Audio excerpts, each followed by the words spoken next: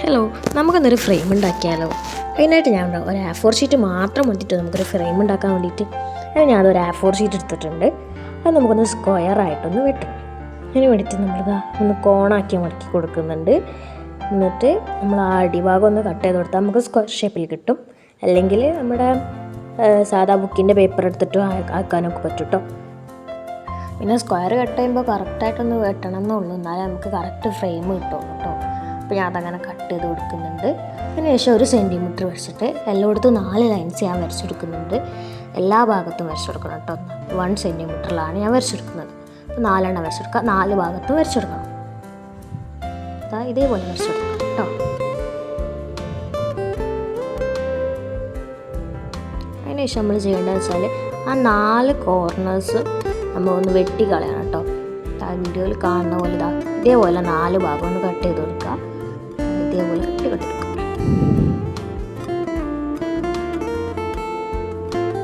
അതിനുശേഷം അതൊന്നും ഫുള്ളായിട്ട് നമുക്ക് മടക്കണം. അതിന് വേണ്ടിയിട്ട് അതൊന്ന് ഫുള്ള് റോൾ ചെയ്യണം കേട്ടോ. അതിനായിട്ട് ഞാൻ ഇങ്ങനെ സ്കെയിൽ വെച്ചിട്ടൊന്ന് ജസ്റ്റ് നല്ലതായിട്ട് പ്രസ് ചെയ്യുന്നുണ്ട്. നമുക്ക് ഇങ്ങനെ റോൾ ചെയ്യാൻ അത്ര ബുദ്ധിമുട്ടുണ്ടാവില്ല കേട്ടോ. ഇതേപോലെ 4 ഭാഗം നമുക്ക് ചെയ്തെടുക്കാം.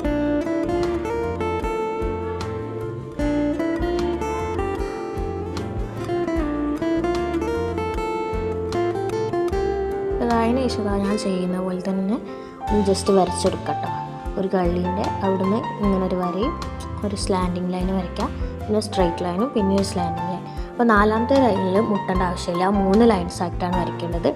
അതും 2 പാർട്ടിൻ്റെ 2 ഭാഗത്തായിട്ട് വരച്ചാൽ മതി.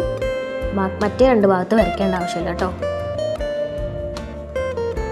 അപ്പോൾ ഇതേപോലെ ഒന്ന് ഞാൻ വരച്ചെടുത്തിട്ടുണ്ട്. അതിന് ശേഷം അതൊന്ന് കട്ട് ചെയ്തെടുക്കുക. ഈ കറക്റ്റ് നമ്മൾ വരച്ച അതിൻ്റെ മേൽക്കൂടെ തന്നെ ഇങ്ങനെ കട്ട് ചെയ്തെടുക്കാം കേട്ടോ. അപ്പോൾ ഇതേപോലെ നമുക്ക് കിട്ടും. ഇതേപോലെയാണ് നമുക്ക് കിട്ടുക കേട്ടോ.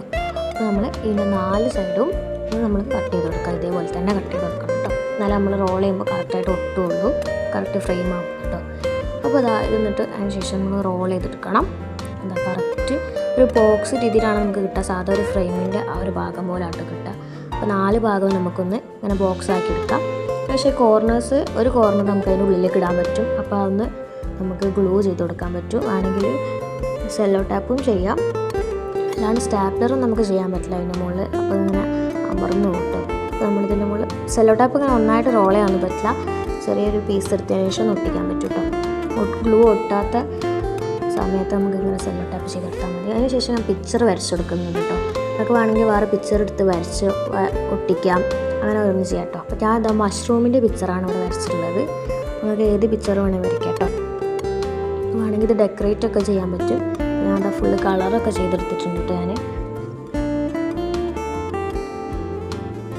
അപ്പോൾ ഇതിൻ്റെ ഫൈനൽ ലുക്കാണ് കേട്ടോ. ഫൈനൽ ലുക്ക് നമുക്ക് വേറെ ഒന്ന് കണ്ടുനോക്കിയാലോ, ഇങ്ങനെ വെച്ചിട്ട്. ഇതാണ് ഫൈനൽ ലുക്ക്. അപ്പോൾ ഇത്രയുള്ള നമ്മളെ വീഡിയോ ഇഷ്ടപ്പെട്ടിട്ടുണ്ടെങ്കിൽ ലൈക്കും സബ്സ്ക്രൈബും ചെയ്യാൻ മറക്കല്ലേ. അപ്പോൾ ബൈ.